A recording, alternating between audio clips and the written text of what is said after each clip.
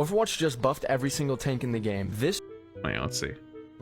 Stop trying to make one person fill the void of a two-man job. Oh, I know where this is going. patch is actually probably the tipping point to going back to 6v6. Tanks were already the strongest characters in the game. They had the most health, they could output the most damage, but because the format of the game forces tank to be unfun, now every single tank is just far and away overpowered way more than they should be. And now it's just going to make playing other roles less enjoyable as So, this is a week old, so I'm not going to be too harsh because even my opinion changed quite a bit on it. But I do kind of still agree with the sentiment that it probably did get a lot of people thinking like, oh man, like we can only chalk so much power into one role. But the role does feel a lot better, which if their goal was to make tank more enjoyable, they 100% accomplished it. How do you know that? One, you see the tanks in your game. And two, tank queue times have gone up quite a bit. From GM to quick play. All the way through. Tank is the longest queue time now, which means people are enjoying it and having fun. Let's be honest with ourselves at least a little bit. That is the point of the game. They get to have people have fun. It's the same reason why support was the most queued role in Season 4 and Season 5. Yes, it was broken. Yes, it sucked to play against for months on end. But there's a reason why everyone was queuing support when support was broken. People like playing the broken shit. It's fun. I'm not saying that should stay. But it did, I think, teach a lot of people for a moment that tank isn't a role that just nobody wants to play because it just nobody wants to play tank and it's unfun. They don't want to play tank because it just was the worst role out of the three by a mile. And now that that isn't the case, worst to play, not like performance-wise. Let me be clear. Now that that's not the case, now people are queuing it out of their mind and queuing up and playing it. There's an argument to be made that you have to make tank more fun if you want to keep the 5v5 format. And first off, 6v6 isn't going to solve that either. We have queue time problems in 6v6 with tank anyways. So anyone who says like, oh, it'll fix it. No, that's not going to fix that. It would still fundamentally have to be much better. Which they didn't do in Overwatch 1. They failed. So, yeah.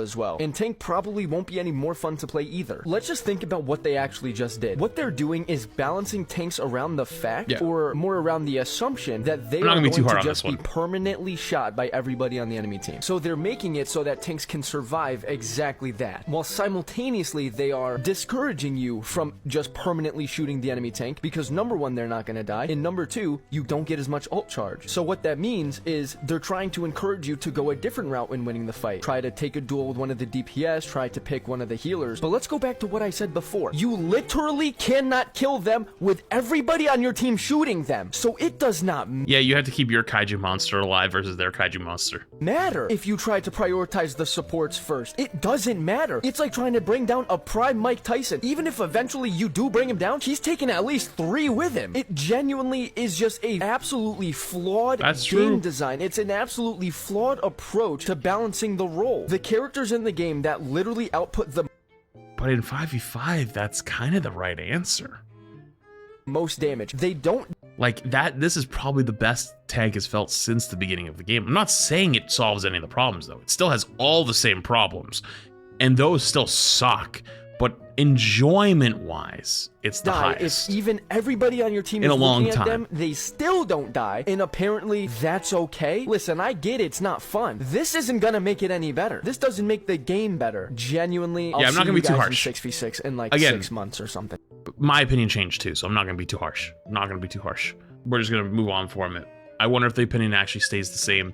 But oh god, what did I do this time? How's the tank experience been? This patch even solidified that tank is now the weakest role. Oh god, this is when my mic was busted too. Oh god. Tank role in and of itself is stressful, but being a tank in Overwatch is nothing but stress. Because we can't kill the same degree as everybody else, but we have the most responsibility. The 5v5 mode has completely hold the tank role because you have no one else with that same pressure watching your back. Because guess what happens when your team supports your tank a little bit and you make some headway? They're gonna counterpick the shit out of you. You were either slept, discorded, anti-nated, hacked all to hell, and then CC'd to death. And in that small window when they decide to jump you all at once, the Widow or the Hanzo's already they all jump you all at once, honestly. honestly not wrong. Yes, there is especially this patch. Every tank has to have. But if you're losing a singular battle with another DPS in the back line, the hell all is the tank gonna do? Stop mitigating the damage already coming at him from the front? It shouldn't be that way because most DPS laugh in the face of them not dying from your shit, which leads to people swapping anyway because that was the real problem. Then when a tank gets something good, they get nerfed to the ground. It's a vicious cycle. Nobody's pointing fingers. It's just understanding the uphill battle Overwatch has put on us. True, and now here we are today with the Titan, like, the Titan tanks, and it's actually more fun. Not saying it's good, but it's more fun. 5v5 or 6v6? That's the question tearing the Overwatch. Oh god, oh no, not again. No, please no. It's 3 minutes long, and OCs are typically pretty good, so I'm just gonna let it run. Watch community apart, and soon the devs will be releasing an official blog post on the issue. This is a debate that has been around since Overwatch 2's release, with plenty of players defending both versions of the game. I've gotten the question many times before. As a coach with professional experience, what do I prefer, 5v5 or 6v6? The answer is, I don't really care. I enjoyed playing the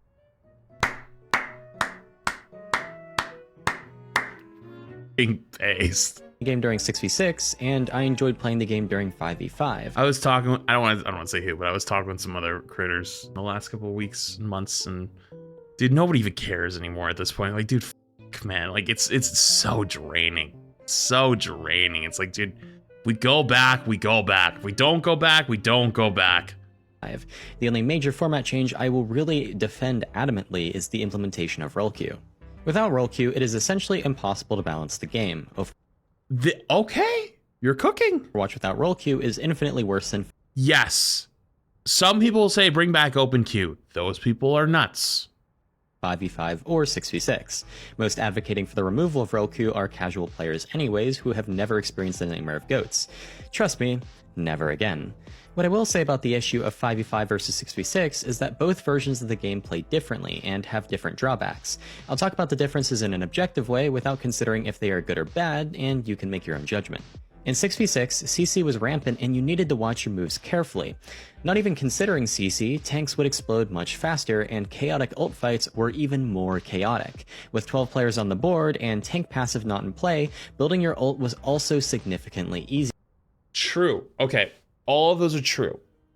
At the higher levels, though, where you really had good synergy, the way you would mitigate explodey, boom boom syndrome, was by using synergistic cooldowns. So, like, what you see here is what was called double bubble, Zarya, Winston. And so you would bubble the Winston in. That would be bubble number 1. So you would make it to the target. And then bubble number 2 was to keep you alive long enough to actually either make some space or do a little damage and then escape. Not every player would get that, though. And so, like, most players from like bronze to diamond, their version of synergy was Rein, Zarya bubble, Rein when Rein swing at each other, which was also good, but like very different. This made 6v6 a much more macro-heavy game centered around ult usage and execution. Having an extra tank also allowed one of the tanks to focus on taking angles, providing more positional freedom for both teams. In 5v5, there is much less CC, and tanks are individually much stronger. This was a necessary adjustment to allow a single tank to fulfill the role of 2. In 6v6, you would usually have one tank playing around the core, while the other focused on taking angles or marking flankers. In 5v5, your tank is typically forced to play more around the core all of the time. Even Ball has to play more centrally around the team, rather than Overwatch 1's flanky style centered around quick, effective hits and subsequent disengages. Some tanks adjusted well, and which is why Ball was supposed to be the best tank in 5v5, predicted at the start of Overwatch 2, and I'd argue Ball is probably the worst. Overall. Other tanks did not. Not the worst here on the meta, like, you can buff him and make him better and make him worse. Like, he was probably the biggest loser, though, because, like, you couldn't do what Ball was designed to do originally. Now you were just like, I don't know, like a different version of Winston. Because compositions are typically built around the tank, and your solo tank is so important, the counter-swap game has also become more prominent in 5v5.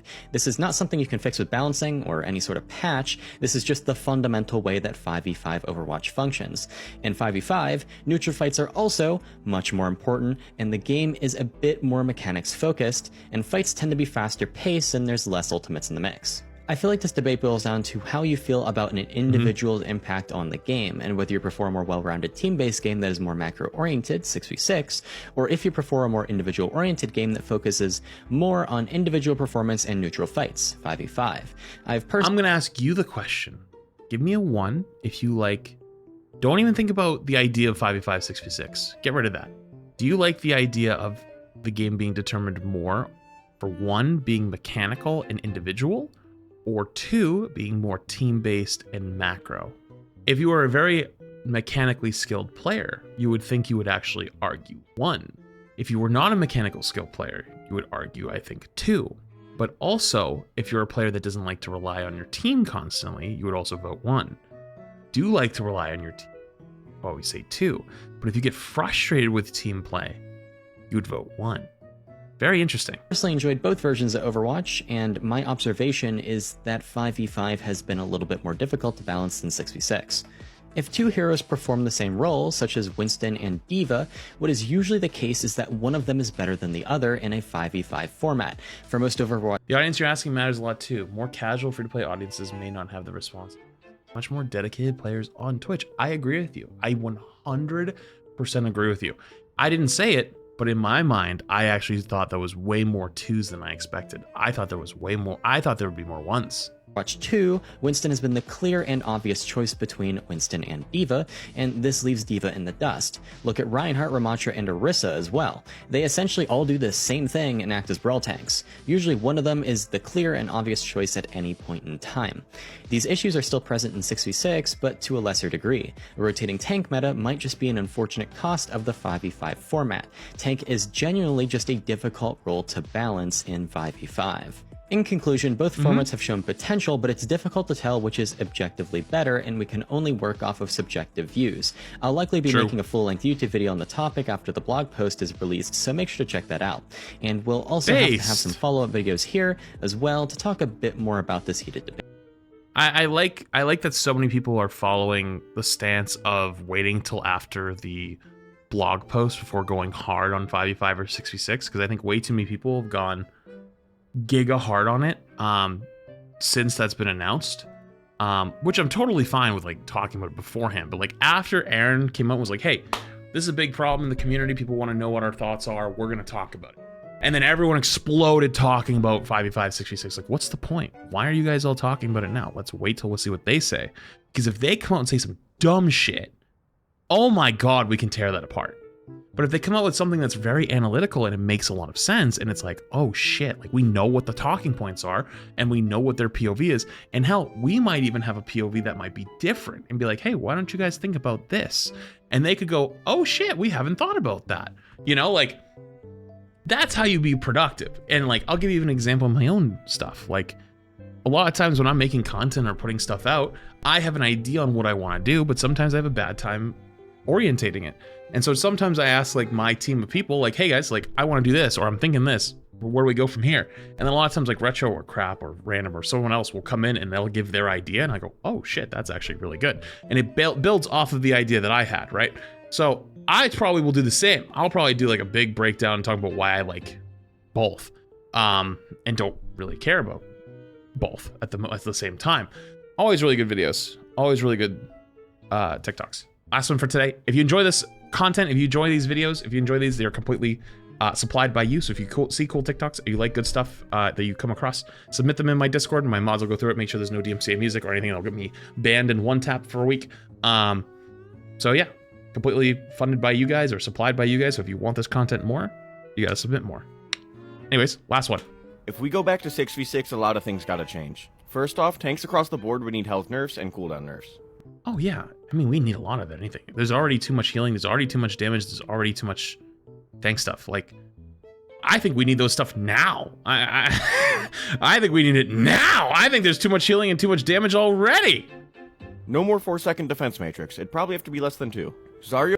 Well, no, I mean, it's 3.5 right now, and that's what the buffed version, yeah. I mean, like, but yeah, like, yeah. It would probably need her bubble reverted back to how it works in Overwatch 1. Mauga's cardiac overdrive would not be able to affect his teammates. Yeah, like, we kind of know how to put the Overwatch 1 heroes back to normal. You know what I mean? Like, we kind of know that. That's not the problem. The problem is, what do you do with the Overwatch 2 heroes? What do you do with Junker Queen? What do you do with Mauga? Put them out to the farm. That's my answer. But yeah, I know that like that's the actual hard ones.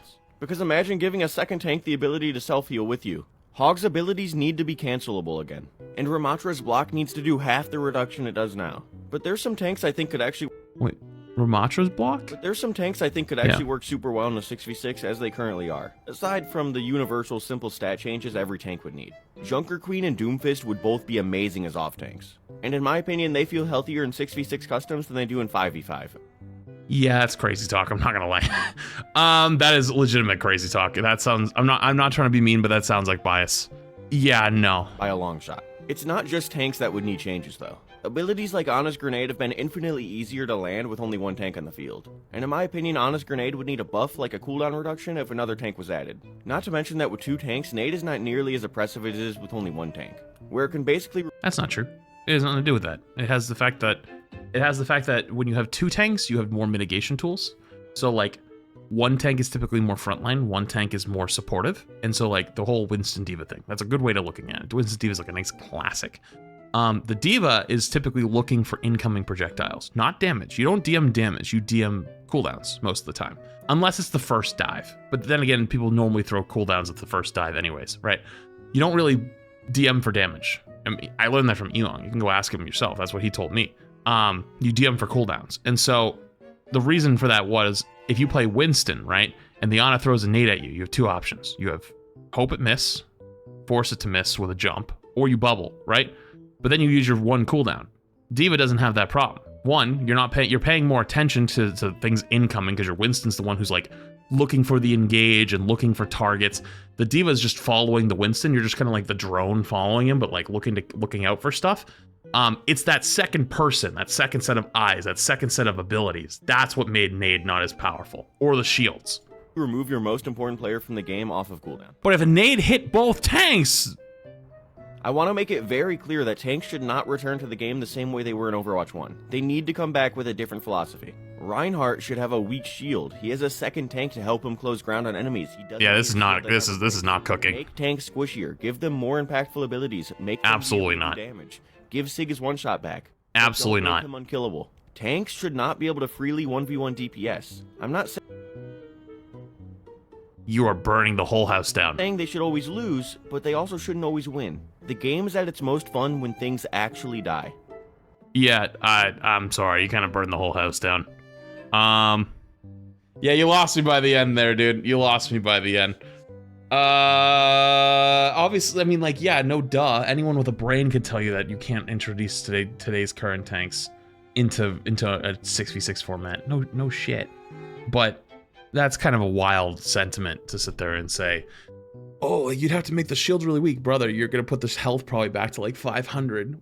Like, let's say Ryan, right? You put the shield was 1600 and health was 500. And that was still considered on the low end at the end of Overwatch 1. Like, that was considered like weak Ryan because double shield was better.